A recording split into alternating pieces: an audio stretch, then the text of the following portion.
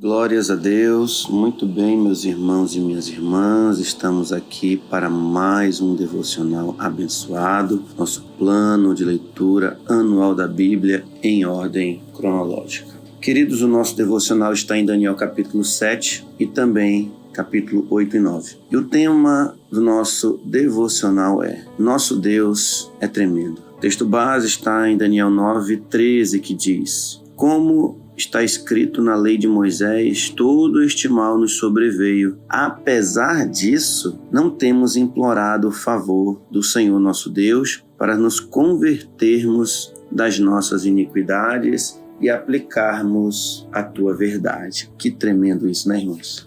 Que tremendo. Queridos, o capítulo 7, 8, 9... e até o final do livro de Daniel, ele trata da segunda parte do livro, que está muito ligada às questões futuras, né? Do capítulo 1 até o capítulo de número 6, ele fala das experiências, né, que Daniel teve junto com os seus demais amigos. Muito bem, nessa segunda parte do livro, podemos dizer assim, nós vamos ver essas questões mais futurísticas, mais escatológicas. O que é escatológico?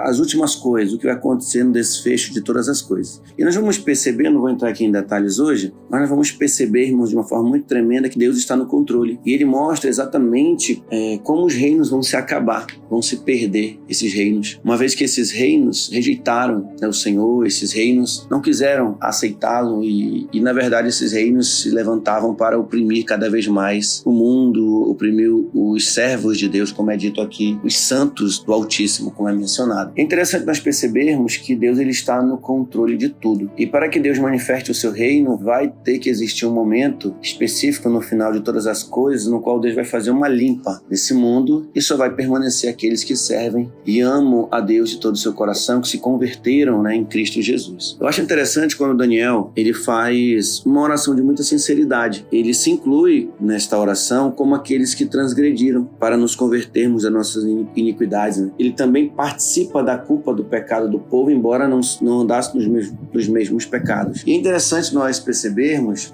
que ele traz aqui um contraste bem interessante, porque apesar de todas as coisas que o povo passou, estarem naquele exílio, ele reconhece que apesar disso não imploraram, né, o favor do Senhor. Isso é muito triste, né? Porque ele sabe que tudo que sobreveio sobre o seu povo foi por falta de um reconhecimento. E Daniel está entre esses poucos que entenderam e que clamaram, que suplicaram a Deus o seu favor e a sua misericórdia. E diz que no final dos tempos, o reino do Messias, né? O reino de Mashiach vai prevalecer. O reino dos céus, o reino de Deus vai prevalecer. Ele menciona, inclusive, queridos, que o Messias viria. E aí tem uma coisa também interessante no final do capítulo 9, que ele fala assim no verso 26, depois das 62 semanas será morto um ungido, ó, fala da morte do Messias, né? Ungido é o Mashiach, né? Que já não estará, e o povo de um príncipe que há de vir destruirá a cidade e o santuário, e o seu fim será num dilúvio, até o fim haverá guerra, desolação. Então ele fala de uma segunda destruição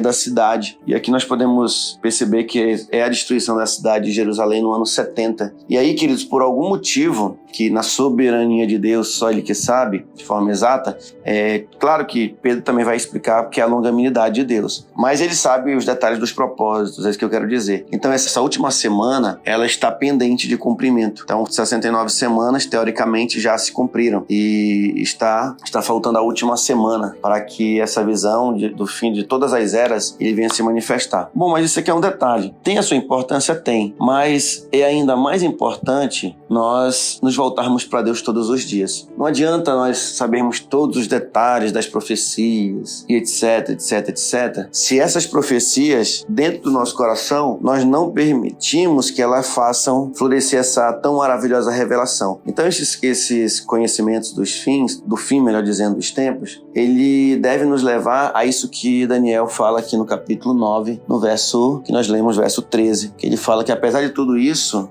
nós não suplicamos, ele quer que venhamos suplicar, nos voltar, né? Ainda ainda que nós não tenhamos ainda, ou não estejamos andando, né, como as pessoas andam nesse mundão, mas é nossa responsabilidade clamarmos por misericórdia, clamarmos pela graça de Deus, intercedermos pelas pessoas, se colocar também como culpados se nós temos falhado contra o Senhor. E ele reconhece, Daniel, como está escrito, né, que todo esse mal sobreveio, né? Apesar disso, não temos implorado. Então, já estava escrito, né? Há uma asseveração para aqueles que viraram as costas para o Senhor, né? Então eu deixo essa palavra para nossa reflexão. Nosso Deus é tremendo, porque Ele conhece todas as coisas, tudo que Ele está fazendo tem um propósito, nada fugiu do controle dEle. Então, esse é o nosso Deus. Nosso Deus é um Deus tremendo. Possamos hoje clamar, queridos, pela nossa família, pela igreja, né? Interceder mesmo, porque o Senhor, Ele quer fazer muitas coisas, mas Ele está buscando aqueles, queridos, que se posicionam, né, para buscá-lo de todo o coração. Amém? Que Deus te abençoe com esta palavra,